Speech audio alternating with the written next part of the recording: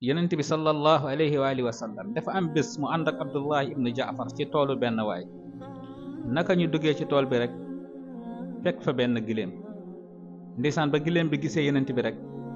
ay bëtam tàmbalee taa yonent bi dem ba ci giléem bi nekk di raay bopp bi ak nopp yi ba ni giléem gi dalee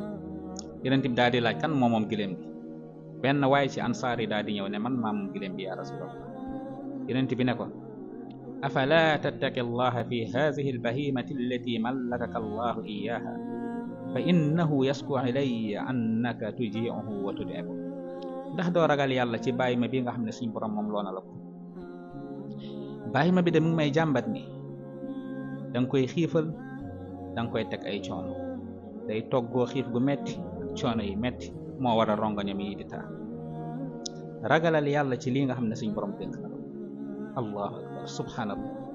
xoola yërmande ak yonent bi alayhi salaatu wasalaam waaye li ci topp xam nga ko mooy yërmande ak yonent bi wax ci waa ji mu war ko am ci bàyyima bi moo la war yow en tant que jullit bi en tant que ki nga xam ne yonent bi mooy sa roy waay moo ñu war ñun ñëpp waaye lan nga ciy jàngee mooy dalaa'ilun nubuwwa yonent bi lépp da doon wax ak moom salla alayka allah fidaaka ummi wa abi ya rasulallah fii la yonent bi tolloon wassalaamu aleykum